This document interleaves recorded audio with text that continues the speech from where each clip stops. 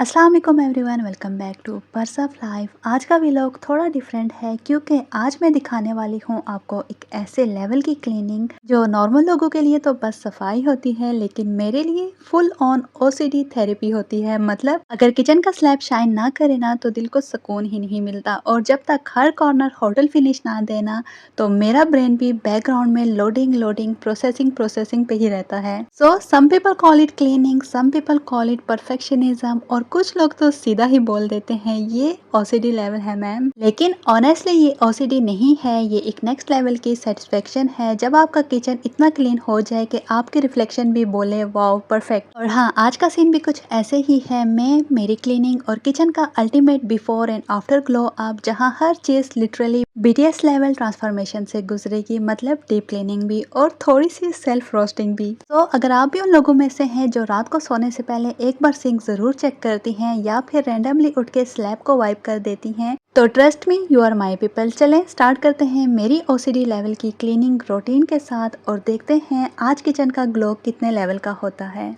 Okay wait, cleaning तो चलती रहेगी, लेकिन आज मैं आपको एक लाइफ चेंजिंग किचन हेल्पर भी दिखाने वाली हूँ। मीन्स दिखा तो चुकी हूँ, ये है मेरा स्टैंड मिक्सर। और ऑनेस्टली अगर आप रोज रोटी या डो बनाती हैं ना तो ये मशीन लिटरली हाथ बचाने वाली ब्लेसिंग है। सो इसके साथ डिफरेंट अटैचमेंट्स आती हैं जैसे कि विस्क, बीटर और ये वाला डो हुक जो स्पेशली नीटिंग के लिए होता है। सबसे पहले हमेशा डो नीटिंग के लिए ये हुक अटैचमेंट यूज करें क्योंकि ये डो को फोल्ड और स्ट्रेच करता है, बिल्कुल उसी तरह जैसे हम हाथ से आटा गूंथते हैं। अच्छा, इस हुक को अटैच करने के लिए यहाँ एक लॉक सिस्टम है। सो ये लॉक हो जाएगा तो फिर आप मशीन को प्रेस करें तो ये क्लोज हो जाएगी, अदरवाइज ये क्लोज नहीं होगी। सो अब प्रोसेस बहुत ही सिंपल है। बाउल में आप आटा डालें, नमक भी हस्बे ज़रूरत ऐड करें एंड देन मशीन को ऑन करें और सबसे पहले आप ड्राई आटे को अच्छी तरीके से मिक्स करें। अच्छा, यहाँ पर आपको बताती चलूँ, एकदम से आपने फुल स्पीड में ऑन नहीं करना वरना हर तरफ डो की डस्ट हो जाएगी। फिर उसमें ग्रेजुअली पानी ऐड करें, एकदम से नहीं करना वरना डो स्टिकी भी हो जाएगी। सो यस, मेरी प्रो टिप में है कि आप मशीन स्टार्ट करने से पहले इंग्रेडिएंट्स बाउल में डाल दें और फिर मिक्सर को लो स्पीड पे स्टार्ट करें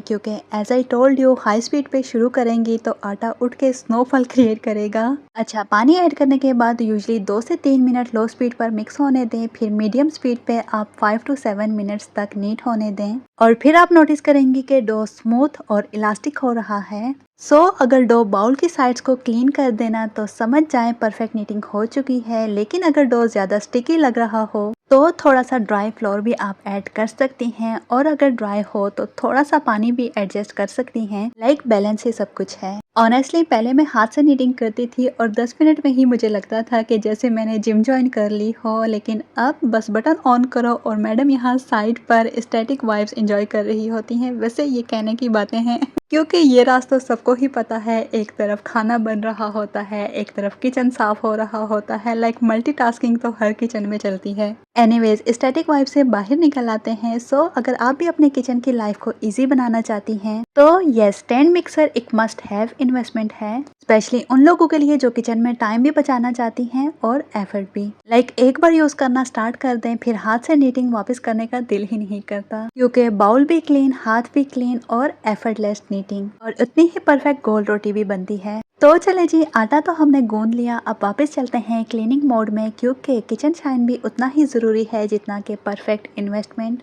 ओके, डो रेडी हो गया, लेकिन असली स्टोरी तो अब स्टार्ट होती है क्योंकि मेरे लिए कुकिंग से ज्यादा इम्पोर्टेंट है immediately cleaning. Stand mixer use करने के बाद मैं कभी भी इसे ऐसे ही नहीं छोड़ती क्योंकि अगर आटा सूख जाए ना तो फिर क्लीनिंग मिशन इम्पॉसिबल हो जाता है। तो पहले मैं स्टैंड मिक्सर को एक सॉफ्ट डम क्लॉथ से वाइप करती हूँ क्योंकि शाइनिंग मशीन ही स्टैटिक फील देती है। टिश्यू से ड्राई करके इसको इसकी जगह पे प्लेस कर देती हूँ। बाउल और डो हुक को इमीडिएटली वॉश करती हूँ। गर्म पानी, थोड़ी सी फेरी और जेंटली स्क्रब ताकि एक भी आटे का जरा नजर ना आए। अच्छा, स्पेशली हुक के कॉर्नर्स में आटा चिपक जाता है तो उसे थोड़ा फोकस के साथ क्लीन करना पड़ता है। तो बस इतना ही। अब आते हैं मेरी नेक्स्ट लेवल की ओसीडी रूटीन पर। अच्छा, जब मैं रोटी बनाना स्टार्ट करती हूँ सबसे पहले डो बॉल्स बना लेती लेती हूँ। फिर मैं डायरेक्ट आटे वाले कंटेनर को टच नहीं करती और फिर हाँ, हैंड्स वॉश अगेन, क्योंकि clean hands is equal to clean process. And then again direct आटे वाले कंटेनर को फ्रिज में प्लेस नहीं करती, पहले उसे अच्छी तरह वाइप करती हूँ और नीटली फ्रिज में प्लेस कर देती हूँ, क्योंकि open messy container not my wipe. रोटी बेलते वक्त जैसे ही रोटी को तवा पर शिफ्ट करती हूँ तो मैं हाथों को ज़रूर वॉश करती हूँ, और अगर स्लैब पर या थोड़ा सा भी आटा इधर उधर हो जाए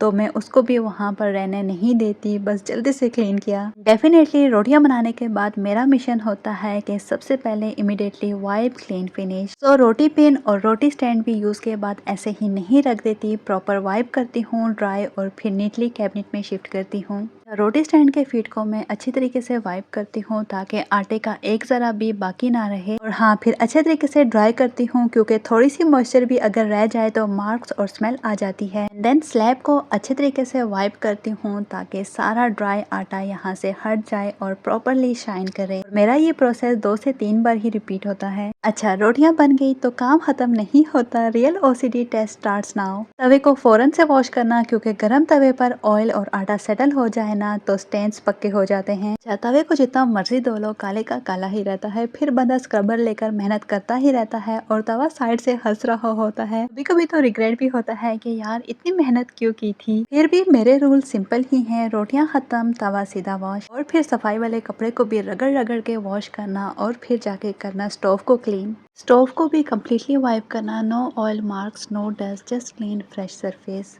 अच्छा, जो क्लीनिंग टॉवल्स यूज़ की हैं वो भी डायरेक्टली वॉश में, क्योंकि reuse dirty towel no thank you.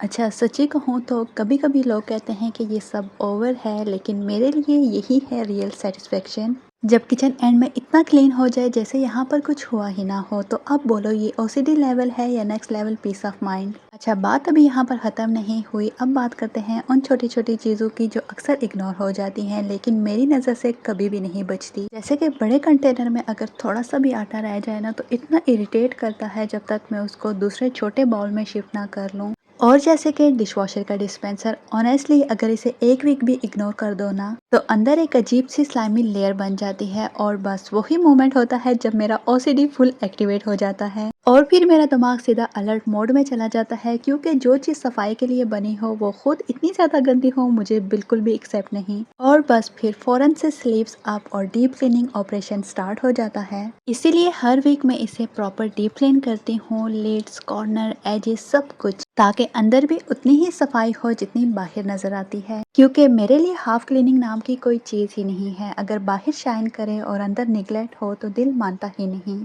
फिर जब डिस्पेंसर बिल्कुल फ्रेश और स्पॉटलेस हो जाता है तब जाके लगता है कि अब सफाई कंप्लीट हुई है, फिर मैं इसको रिफिल कर लेती हूँ। इसीलिए रिफिलिंग की क्वांटिटी में जस्ट 1 वीक की ही डालती हूँ ताकि आफ्टर 1 वीक मैं इसको प्रॉपरली डीप क्लीन कर सकूँ। तो अब ये रेडी टू यूज़ है। अच्छा, अब आते हैं स्क्रबर या स्पॉन्ज पर, जो सब क्लीन करता है लेकिन खुद कितना क्लीन है। मैं हर यूज़ के बाद इसे अच्छी तरीके से वॉश करती हूँ, एक्स्ट्रा वाटर स्क्वीज करती हूँ और ड्राई होने के लिए प्रॉपर जगह पर रखती हूँ, क्योंकि wet sponge is equal to bacteria का फ्रेगर। और ऑनेस्टली गंदा स्पॉन्ज देखकर मुझे क्लीन फील ही नहीं आती, क्योंकि जिस चीज़ से बर्तन साफ हो रहे हैं वो खुद फ्रेश होना भी बहुत ज़रूरी है। इसीलिए टाइम टू टाइम इसे रिप्लेस भी करती हूँ, क्योंकि ओवर यूज स्पॉन्ज बस नाम का ही हेल्पर होता है। तो इसीलिए क्लीन स्पॉन्ज हो तो पूरा सिंक एरिया भी ज़्यादा हाइजेनिक और सेटिस्फाइंग लगता है। फिर आते हैं डस्टबिन जोन की तरफ। जब भी गार्बेज बैग रिप्लेस करती हूँ तो सिर्फ नया बैग डाल देना ही इनफ नहीं होता, मैं डस्टबिन को भी weekly wash plus but daily wipe plus disinfect dry जरूर करती हूँ, क्योंकि clean bin is equal to no smell no stress. अच्छा, गार्बेज बैग भी लगाना एक आर्ट है, मैं प्रॉपरली ट्विस्ट करके टाइट करके लगाती हूँ। हर चीज को रगड़ रगड़ के साफ करने के लिए जो क्लीनिंग टॉवल्स यूज होते हैं तो ये भी बहुत इंपॉर्टेंट पार्ट है। सो मैं ट्राई करती हूँ कि रोज रात को सारे क्लीनिंग टॉवल्स वॉश हो जाएं ताकि नेक्स्ट डे फ्रेश स्टार्ट हो, क्योंकि सेम डर्टी टॉवल्स को यूज करना मेरे सिस्टम में है ही नहीं।